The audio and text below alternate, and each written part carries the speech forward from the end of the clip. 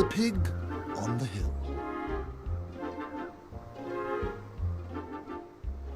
Pig lived on the hill. The views were amazing. He was very fond of cooking, especially cakes. He dabbled with models and did jigsaw puzzles. He liked to keep busy. His life was perfect. Until one morning when he opened his curtains. "Good morning," said the duck. "Beautiful day, isn't it?" Pig agreed, but secretly wished the duck would just go away. He was spoiling the view. "That's such a marvelous spot. You can see for miles." Pig watched the duck. He seemed to be taking notes. But eventually he flew off. Pig breathed a sigh of relief. But the very next morning, the duck was back. "I'm going to build a house here," he said. "It's just such a marvelous spot." Over the next few days, there was hammering, sawing, banging, scraping, drilling. The duck even had a swimming pool delivered. Pig tried his best to remember his instructions. Eventually, the duck's house was finished. There was a knock at the door. "Hi there, neighbor," said the duck. Pig had no choice but to let him in. His new neighbor was full of stories. The duck seemed to have been everywhere and done everything. Things Pig had only read about in books. Pig thought the duck was a bit of a show-off and was glad when he finally went home. As the spring turned to summer, Pig saw more and more of his new neighbor. There were the normal disagreements,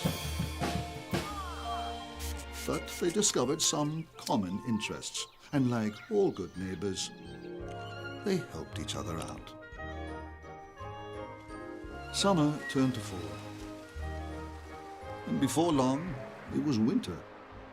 One morning, Pig woke to find Duck had built a bridge between their two houses. "I thought I'd make it easier for you to pop over," said Duck. "I forgot you can't fly. By the way, I'm having a party tonight. Will you come?"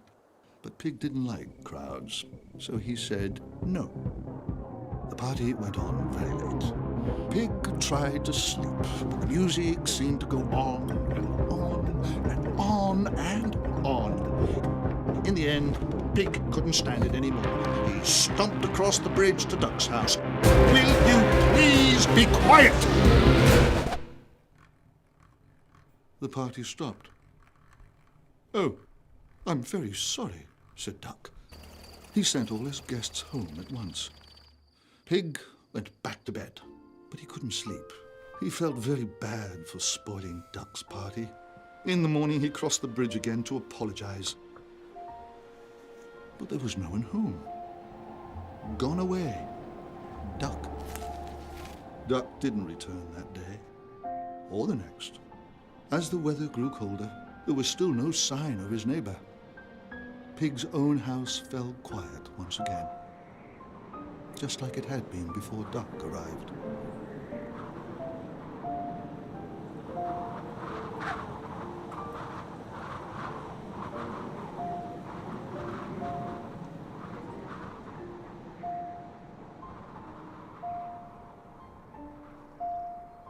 Soon it was spring again.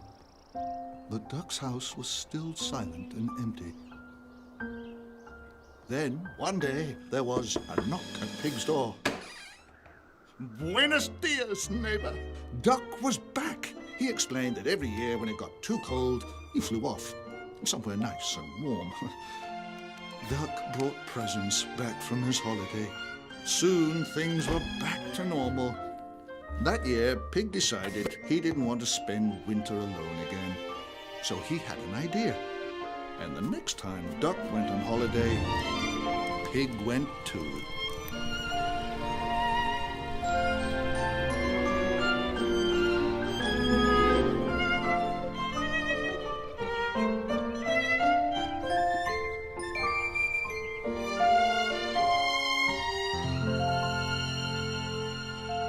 The end. You never know